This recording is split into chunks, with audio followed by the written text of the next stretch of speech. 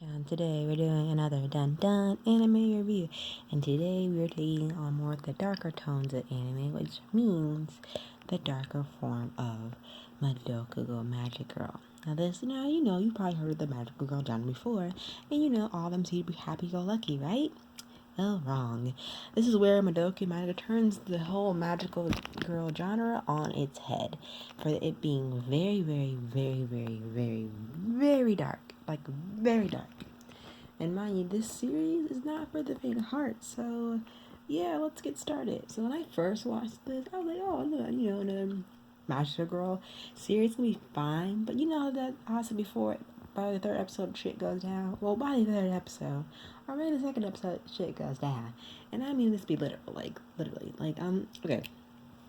So what happens is, you see these girls? They're like basically middle school and elementary school, basically around the age range, or the first year of Japanese high school per se. But that's not the case here. Like, listen. Him, Madokio Kame, the girl in the pink, the lovey tutu, and the crossbow and the arrow thing. Here's the problem with this logic here, and with Madokio Magical Girls as a whole. Because why do I say this exactly? Why? Because her and someone else I need to point out as well, and Saya Miki, and her are two ordinary Japanese high school students. They're middle school girls living their normal lives. But all that changes when they encounter Kyubey. And you're wondering who in the world is Kyubey. As my friend Nat loves to say, she would love to chuck Kyubey into the sun. That is Kyubey, that little white little fox cat-like thing. We call them familiar to the new transfer student, Homo Akemi. But Kyubey offers a proposal. Look at its bright red beetle eyes. I hate that thing. Oh, so much, but focus. Offers these two girls a proposition, grants them any wish to the heart's desire, but in exchange for that, they have to become magic girl and fight these witches to make their dreams come true. But however, that comes to a higher price. But the transfer student, already being a magic girl herself, urges them not, and I repeat, not to accept this offer, and say that everything out is not what it seems. So the whole term, there's a book by its cover. Don't fall for Kyubey just because he's cute. He is not cute, guys. He is not cute at all. He may say cute, but I think Cinder is going beyond that little red bee eyes of his. So, and throughout this story, you have a lot of things being tested with friendships, a lot of hope being tested, and a lot of despair and dread, and a lot of things psychological aspects going wrong with being a magical girl in this series in particular, along the lines of being a magical girl, the prices they have to pay of accepting the terms of being a magical girl and making sure their wish comes true. Because if they can't, well, they ultimately pay the ultimate price.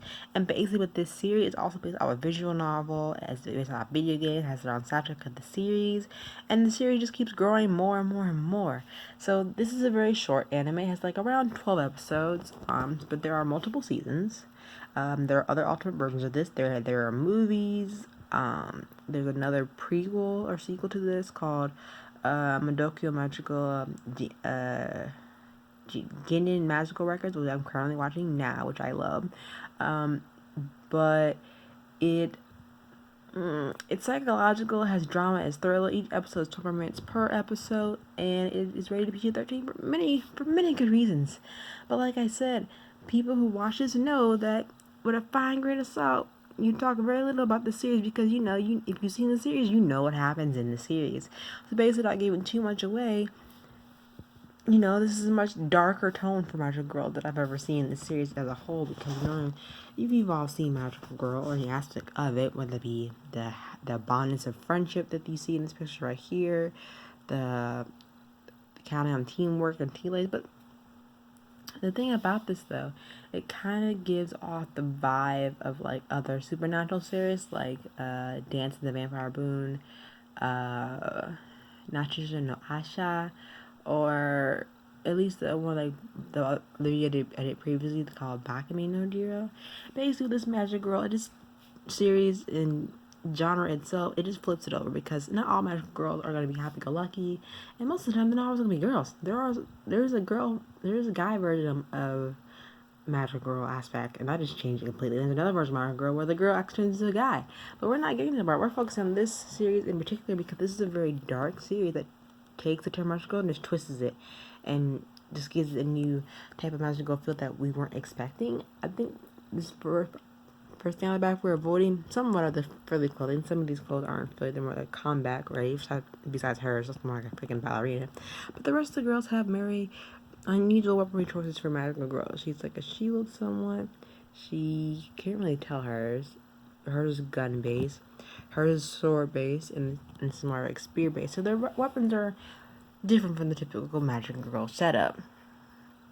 And in that case, would be plus the enemies they're fighting. They're not real enemies. They're like more like witches who feed on the lives and spirit of the people and other witches, basically. And you would think, it being for more geared to a young adult, you'd think, oh, what's the worst they can like delve into the whole like preteen topics? Well, they dive into a lot of psychological aspects, a lot of dark setting, dark undertones, but then it brings it back up with some light, nice and refreshing elements here and there.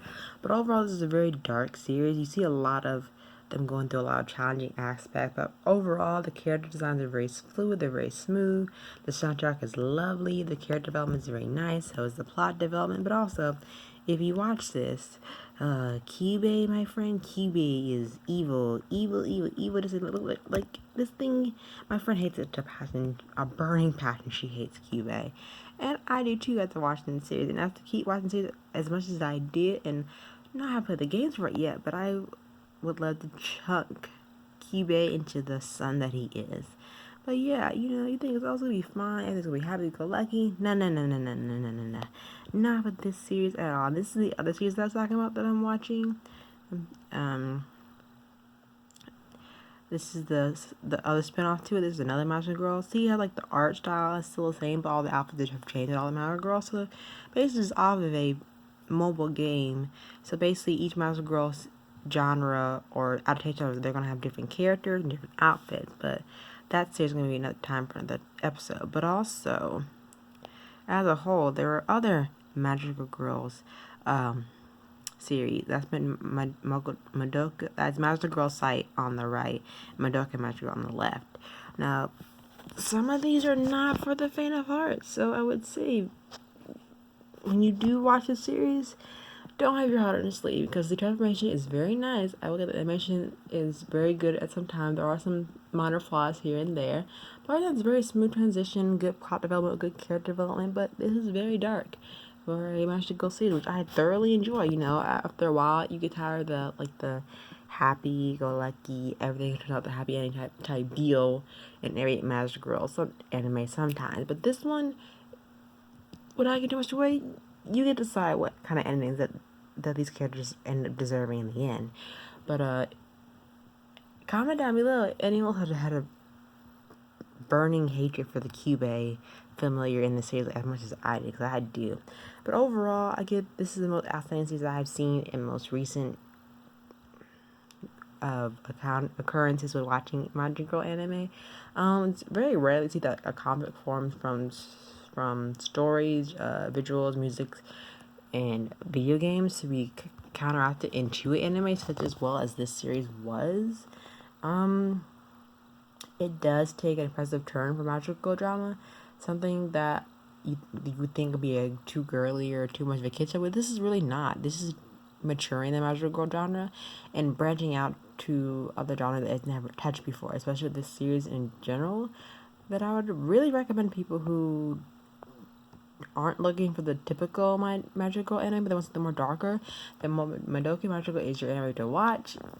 It is for a much mature audience because it does have a lot of darker themes. Contains a lot of drama, psychological aspect that some younger audience are not usual to handle, and they wouldn't be able to. But other than that, I love the series as it is. I love the dark themes to it. I love the psychological aspect of it, and I like the fact that it's a different spin on Magical Girl that doesn't solely focus on like the girly or frilly aspect of the series as a whole when you hear Magical Girl. Well, hopefully y'all loved my review for Madoka Magica. Comment down below if you have the same burning passion for Cupid much as I did. Comment down below who's your favorite. And I'll see you next time for another dun dun anime review. And I'll see you next time. Until then, bye.